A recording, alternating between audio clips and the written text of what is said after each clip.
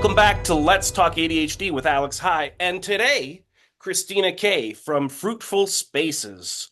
Christina reached out to me to be on the show, and you can do that as well. Head to resetadhd.com to find more information on that. But today, we're welcoming Christina K.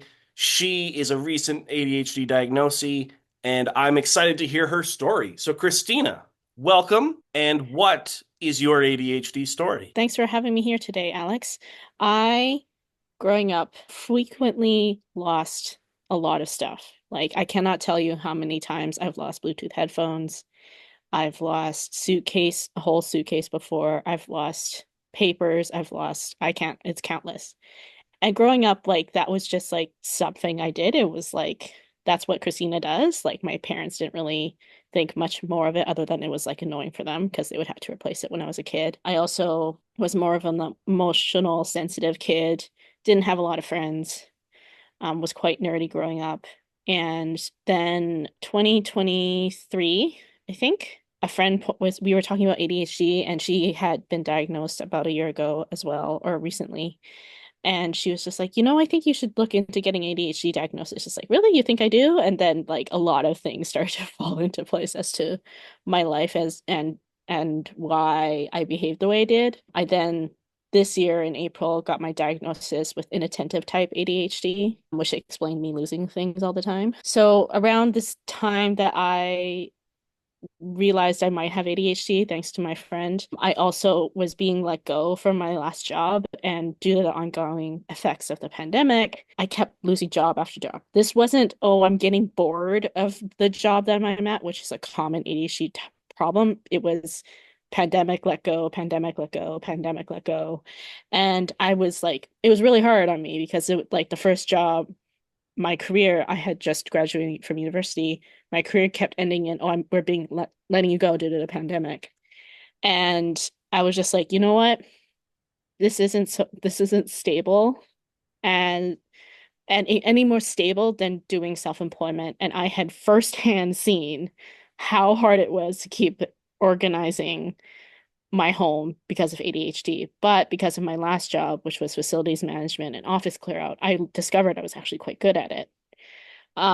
So I decided just like, let's start a company where I can help people who can't help themselves with organization and especially help those who have ADHD. So Hmm. yeah, that's a bit of my story. You mentioned early on that you have a propensity to lose things, and now you're talking organization, helping people organize their stuff. So you're kind of taking a weakness and kind of turning it into, or a perceived weakness and turning it Mhm. into something of a strength. So how did you make that shift from one to the other? That's a great question. It helped that I got a diagnosis with ADHD, quite honestly, because before I just thought I was kind of stupid, which is not a good, healthy thing to think. But it was like I just didn't know what the problem was. I didn't even know there was a problem. I just knew that I kept losing things. That it was my brain working against me or working differently, however you would like to put it.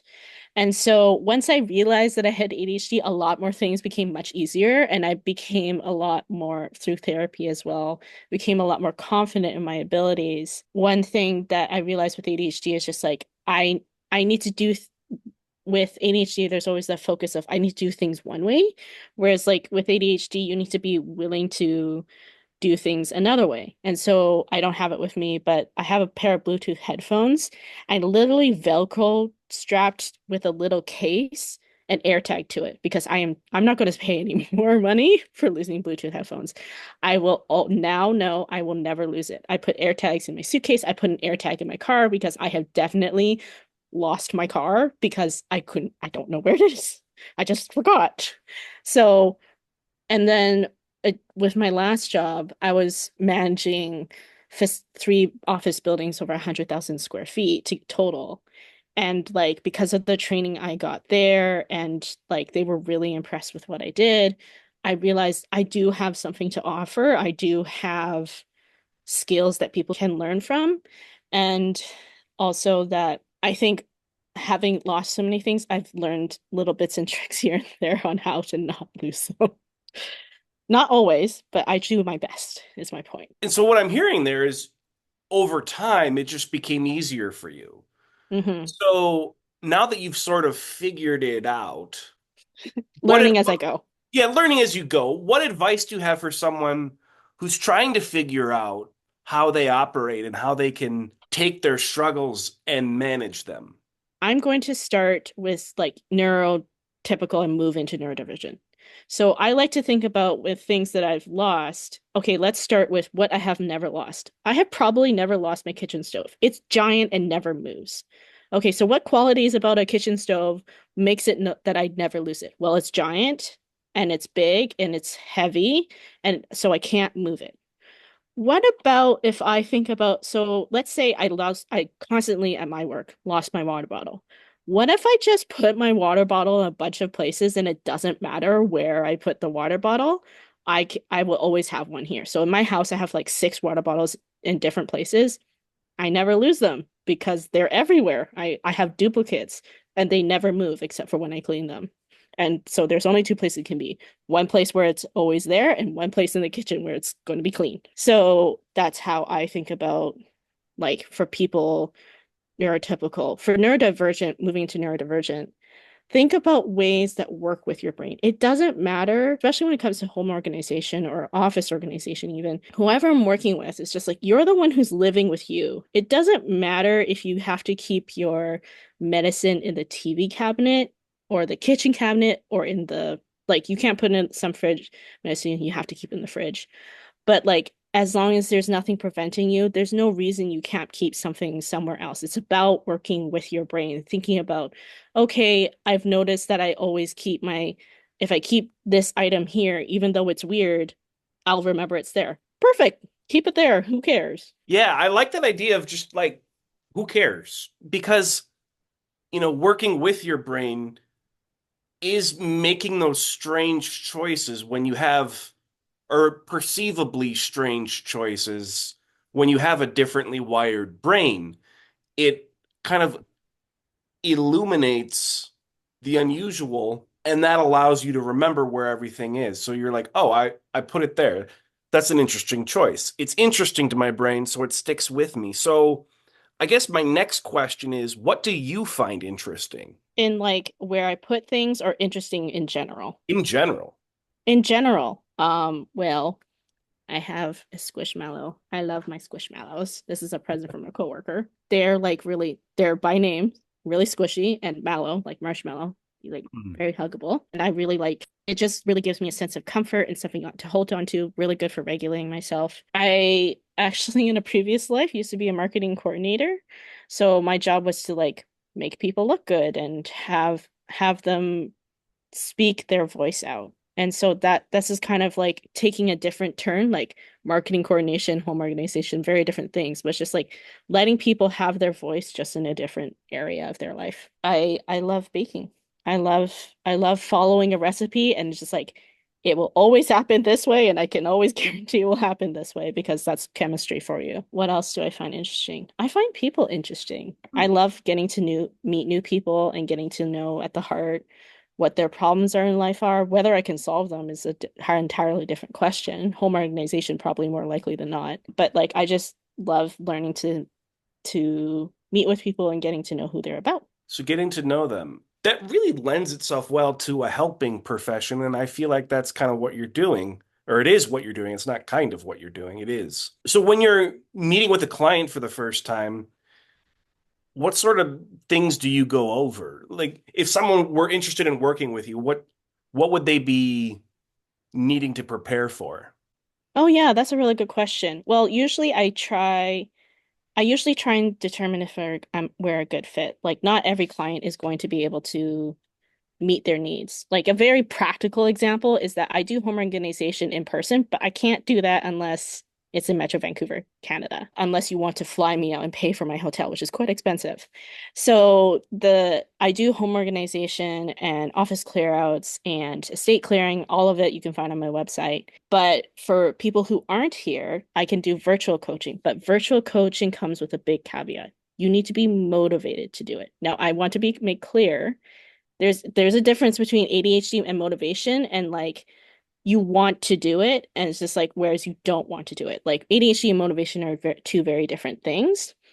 If you have the desire to do it and you want to genuinely change, you just don't know how to get there, I can help you. But if you don't want your organized space to be organized and you don't want things to change and you're not up for receiving feedback, then I can't help you. It's not about like you don't know how to get there. It's about the personal internal motivation. I don't know how to put it, but that's the best way I can do it. So when I first meet with someone with a client, I usually try to take 15 to 30 minutes to talk with them free of charge. There's no pressure. If it ends up not being a good fit, we walk away happy that we figured out if we're a good fit for each other or not.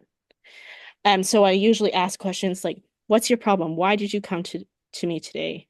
And some people just like, I can't find anything. I keep losing things. I don't know where anything is. That's usually a broad, general, simple thing. And then I'll delve into, okay, do you want to do a specific room? Do you want to do a specific shelf? Do you want constant maintenance? Do you want to just have someone to come over every month because they are just like things are constantly moving in my house because of X, Y, and Z. So I'd rather just have someone come in maintenance, or I just want someone to completely do a home organization and then walk away and that's it, like a one-time thing. So it really depends on the person. It's all about connecting and getting to know the person and getting to know what their problem is and whether I can help them or not.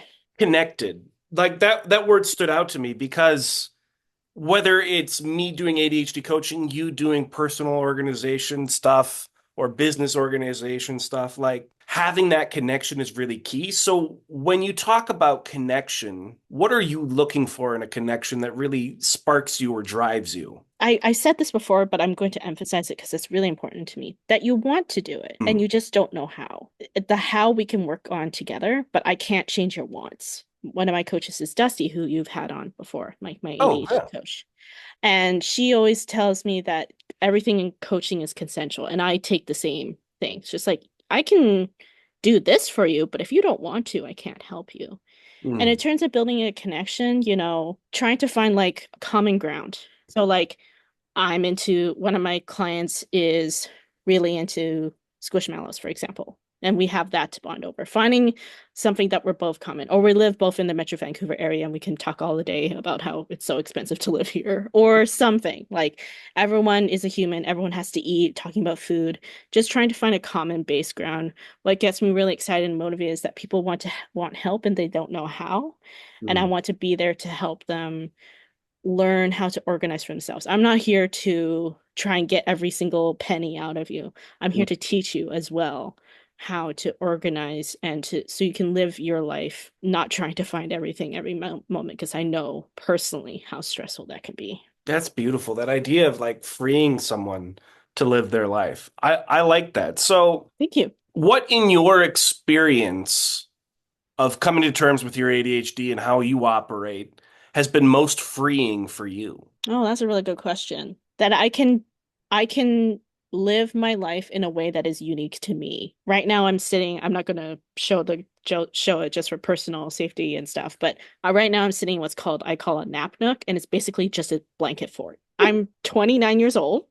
I'm a grown woman. I pay rent, live on my own, have for 5 years, but I have a blanket fort in my house, and I don't care because like it's a blanket fort. It has a mini TARDIS in it for those who know what that is. And like and it has a ton of squishmallows, and everyone I've shown is just like, that's so cute, I want one. And I'm just like, yes, I can have one. And so it's just like I can live life unique to me, and this is a space that provides me calm and serenity, and can I can live my life knowing that when I come home, I have a place to myself that it can like be like I sometimes deal with sensory issues. I can turn off the lights or have the lights at a certain temperature. It can be warm, it can be cozy, I can just take a nap and forget whatever executive function that I forgot. Like just this weekend, I forgot to give someone back their stuff. Like I can come back home and find a place for me that is for me. And I don't really care what other people think if of a 29-year-old woman having a permanent blanket fort in her house because like they don't live with what I have to live with. And so that has been really freeing, that experience. Coaching, ADHD coaching, especially with Dusty.